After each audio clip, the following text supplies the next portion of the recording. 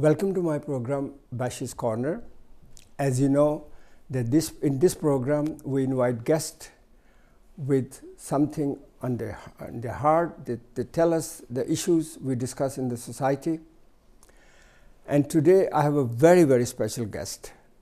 And I'm going to discuss with him an issue which normally you don't hear much in the Danish society. And the issue is the rights of men, how they are treated, especially when they are in cases of custody, divorce. We all know that Danish society is a very democratic and gender-neutral society. At least that is what we are told. To find out how much truth is there in this statement or perception, we have invited Jesper Lohse. He is the chairman at the Danish Fathers Association, and he is a tireless campaigner for the rights of men. Not that men should have more rights, but that they should have equal rights. So welcome to my program, Jesper. Thank you very much. And I'm very happy that we can discuss about that issue, that very few people do that. So let me start by asking why and when this organization started.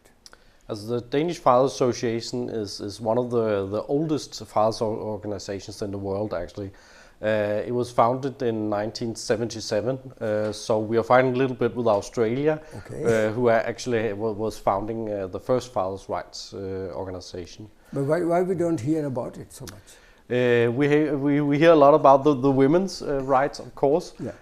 And there's a good reason for that. We fully respect that women should have equal rights in the workplace and educational systems and things like that. Yeah. But maybe for these 100 years where we have taken that fight, we have forgot to take the fight also in the families. And that is really because of the society we live in today, divorces, public information, things like that, then more and more men actually have a problem in the families today. Okay.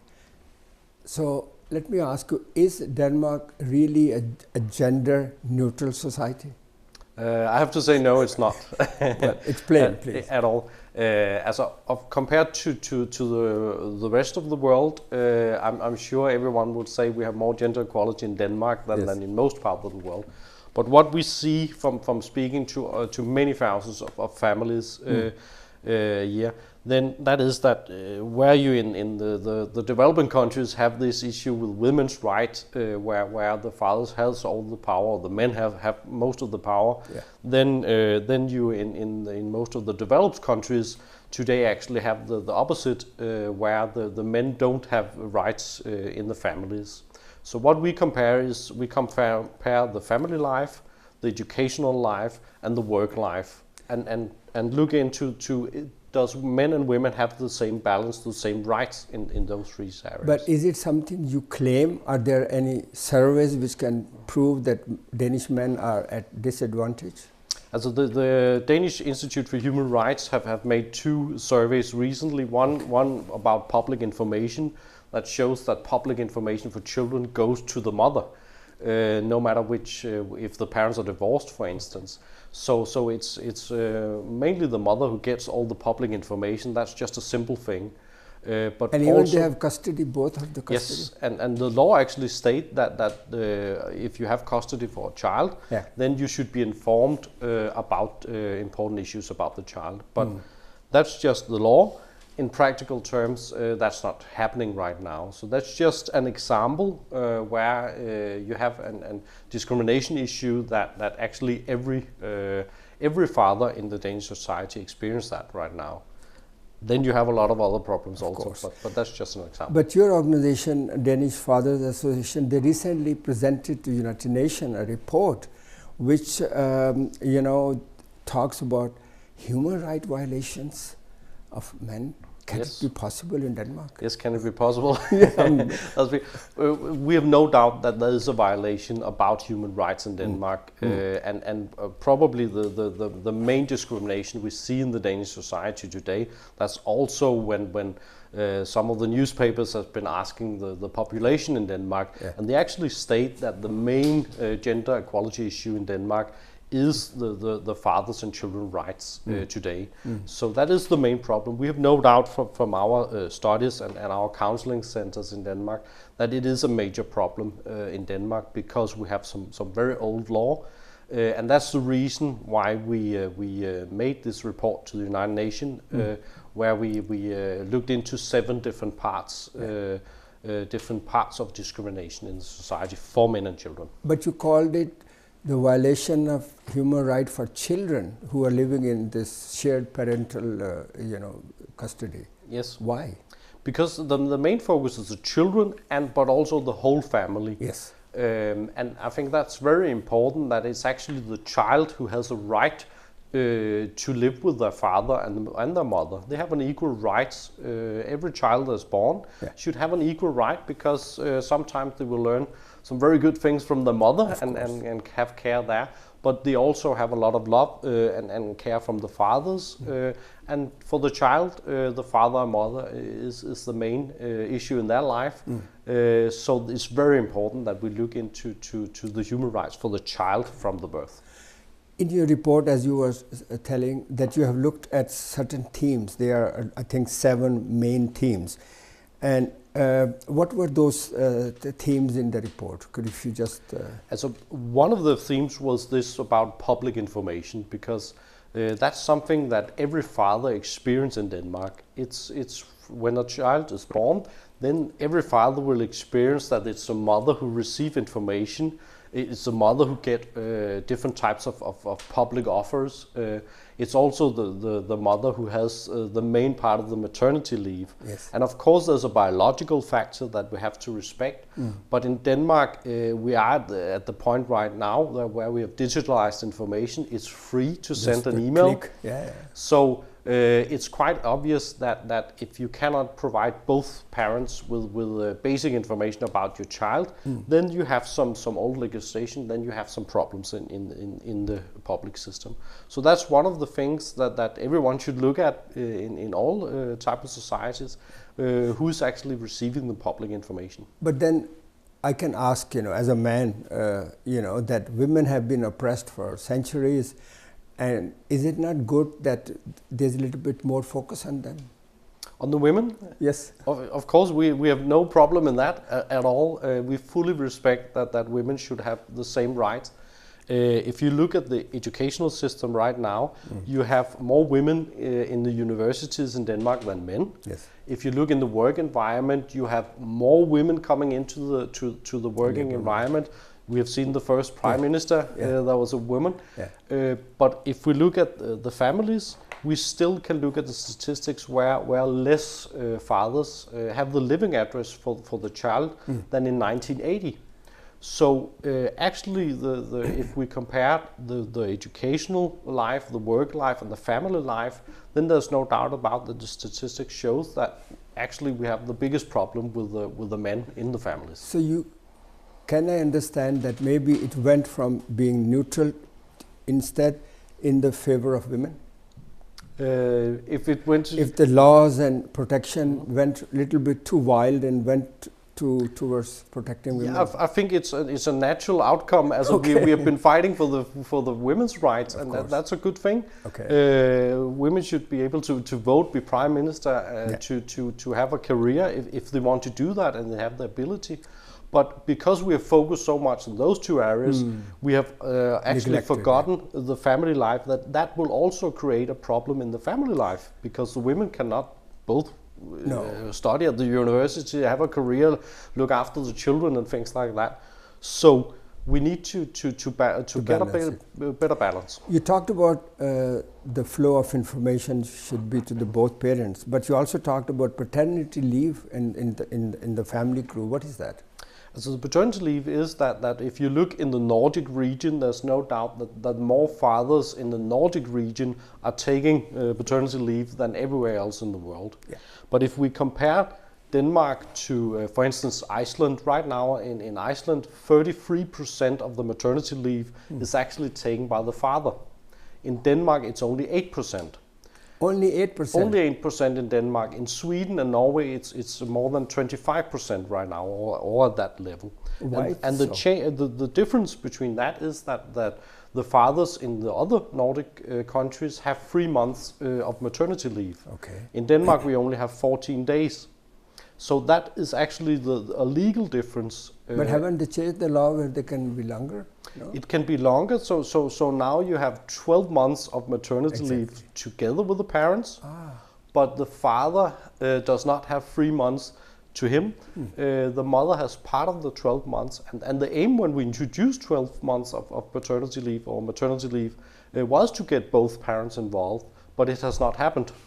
And that's why we need to look into this, because what happens is that actually it's still the mother who gets more maternity leave. The father are not getting the maternity leave. Could it be, Jesper, that the men don't want to have maternity leave? You know, they like to work and, you know, like to play football, like to engage in different things. Maybe they don't want to take care of the child. That's not the only excuse. I'm just asking. but it's a cultural issue. That's one thing. It's also about family economy, and it's about law. That because we can see the big change in the other Nordic countries, we know that the law, the ability to have the opportunity, will make a big difference. So of course there's some men who say, well, I don't want to go into maternity leave at all. But the key issue is that all of the fathers that really would like to do it, they don't have the rights. All the family financial situation are stating that the mother will actually take the maternity leave. And one of the themes which in your report that talks about the rights of respect for biological parents. Don't we have that in Denmark?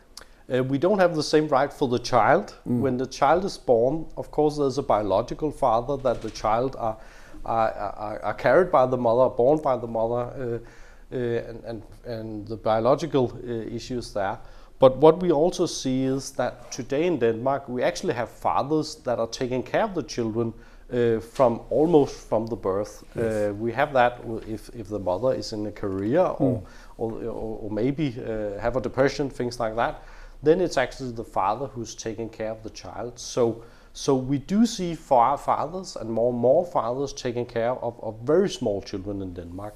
And that's why we need to make sure that the child has an equal right, the parents has an equal right in the law, so that we can protect everyone.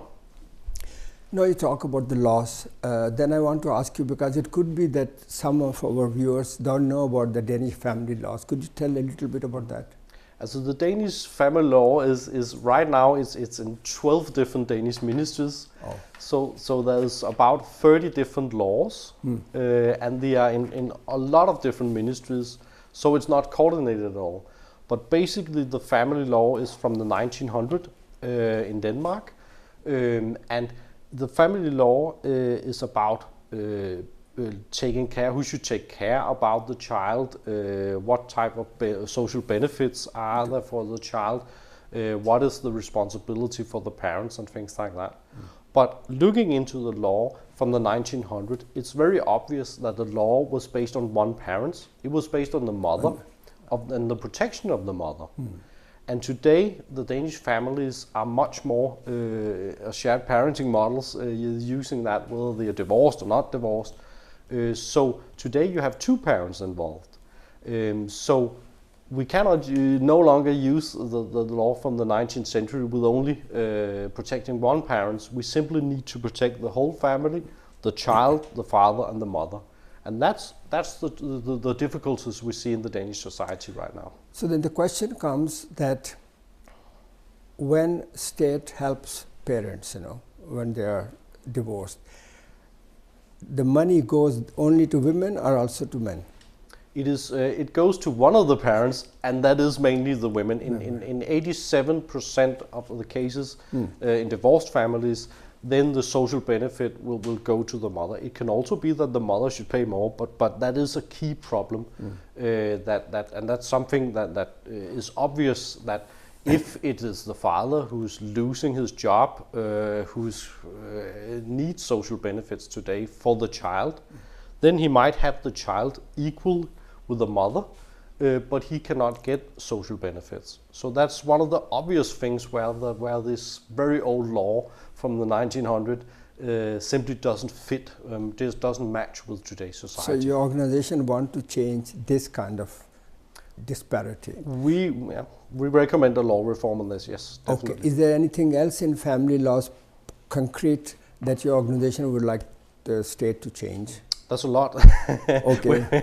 we have a list about 100 items saying this is actually where you can go into the law and you can see discrimination.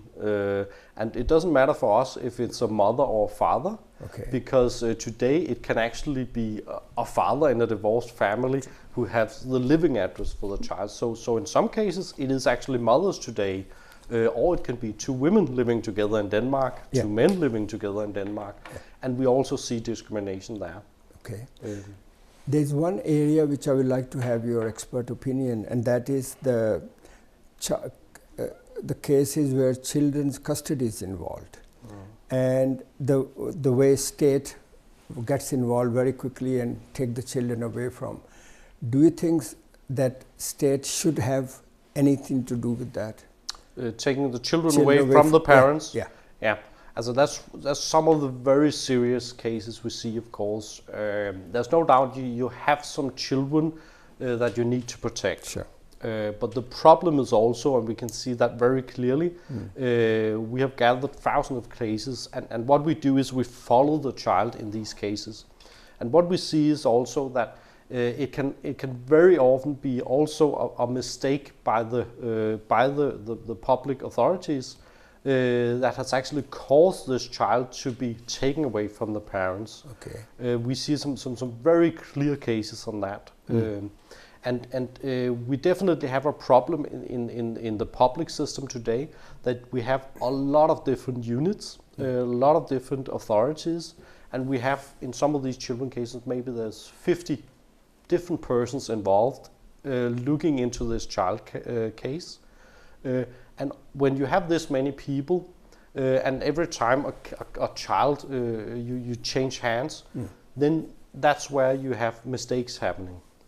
So when you have a lot of different authorities, a lot of different people, then we know from a managerial perspective that that's where mistakes happens. And if a mistake happens, we can just follow that mistake all through the case and for several years, where it could be a child who's been taken away from the family, where there's very clear evidence that was simply a mistake. And that does happen. The reason why I asked you the question is that among the ethnic minority families, Turks, Pakistani, Moroccan, Arabs, we see now more and more that children are being taken out from families. Politicians get involved, the media gets involved, and of course social advisors, they're the one who have the first contact with the parents and who decide, And what I see is that there is no effort to bring the family and children very quickly together. Instead, that what happens is that the children go away, they learn different habits, culture, and they don't come back. This very difficult for. Do you also have this kind of examples where children's rights, cultural rights, have not been taken care? Absolutely. There's no doubt about it, and there's no doubt about that. There's happening a lot of mistakes in this very difficult area and very important area for the child, because if it is a mistake, if the public counselor has been misinformed or have not understood the cultural differences that we often see, then if a decision has been made, as soon as that decision has been made, then it's very difficult to change it. We have very clear evidence that we can provide in some of these cases, and there's a very clear patterns that the public authorities, they don't have the ability to admit mistakes and learn from the mistakes. So they just continue for years. Is it because the system is heavy? It's because of the understanding of it, and it's because we have a public system that is not a learning system. We need to create this ability, say, well, we took a decision, yes, we can see that was not the best decision for the child, so we will try to change it. And that learning ability, that ability to admit mistakes, that's something we have to work with, because mistakes are happening for children in this area you mentioned. I want to come back to the rights of men and how it happens. we have also stories where violence against men has been occurring, you know, where, especially in parental alienation and, you know, the custody cases. Then is the society now listening to men that they are being treated bad? Not enough. We can see it. Has the law been changed? No, it has not. Has the financial support been changed? No, it has not. Has the information for the parents been changed? No, it has not. So we still have a very major problem. On the aspect of violence against men, just 10 years ago, we didn't even talk about it, I think. And today we actually, from statistics, the statistics shows that it's between 1/3 to 40% of the men who experience violence, where it's not the woman. And still we have a lot of hidden numbers, because in our national counseling in Denmark, every week we have fathers who say, well, I have been hit by the mother, or it can be financial violence, it can be different times, psychological violence. And we can see that the men are not going to the police about this. They are not being registered. So we know that the statistics, we have to be a little bit careful about it. And the issue about parental alienation, which definitely hits more men than women, that's a major issue right now. You talk about statistic and figures. Do you think that there is enough research being done on that issue? Are there? We can see all around Europe. We work together with 25 parent organizations in Europe. Okay. And what we can see is that the statistics is based on, the family statistics is based on mothers and children answers. Because what the most of the research departments do is they go out and they send out questionnaires, for instance, also public questionnaires.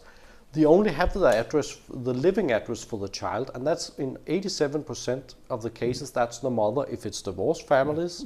And even if the fathers and mother living together, they normally would send it to the mother.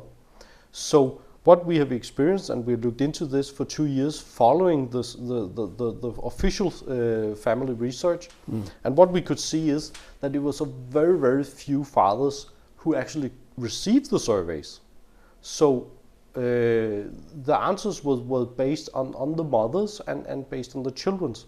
That's fine, but it's just something we need to be aware about. And we see the same pattern in public statistics all around Europe, that when you on the family, if you want to make a survey for children, then you, in most of the cases, you send out the surveys to the mothers and you receive the answers for the mothers. And that's something politicians don't know. But Jesper, isn't it also true that there have been many surveys which say that mothers are better parents, thus more rights? That's a point of view, and of course you can always find a case where that's the situation. You also have more prime ministers in Denmark that are men. If you look at that historically, it's all about culture. There's no question about there's a biological factor when we look at the family or the children issue. But we see the men, we have the men every day that almost from the child is born, where that has a better relation to the father. So from our point of view, it's not a question about whether there's more or less prime ministers or board members in Denmark, men or women, or parents looking after the child. The thing is that we need to provide equal rights for men and women, because then we will have a good society. So the question is, because many of my viewers have minority background, so your organization, does it also work with families with minority background, fathers and all that? Yes, we see that. We have counseling centers in 15 different cities, the major cities in Denmark. Okay. And we have about more than 100,000 visitors every year. Parents from 300 different Danish towns or cities. In a country like Denmark? Yes. So it's we get a lot of parents involved in these issues, and we definitely have minority groups also. Just looking at our council in Copenhagen or the main cities, every week we have minorities in that. Okay.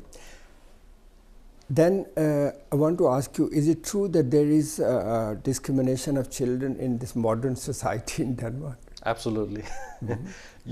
And there's 3 places. A child is discriminated, 3 places in Denmark. Okay. The child is discriminated whether it lives together with the parents or not together with the parents. There's differences in the law. The child is also discriminated whether it is with the mother or the father in divorced families, because they don't have the same rights. So if the child is living with a father who actually needs social benefit, is not sure that they can get it, and that of course has a consequence for the child. And then the third discrimination is, without any doubt, children and fathers, they do not have the same rights in Denmark as the children and mothers, and that's something we have to take very seriously. And that affects the upbringing of children? Absolutely. It's very easy. We do see fathers that in 1 hour we can go into the street in Denmark, any street, we can meet any father in Denmark.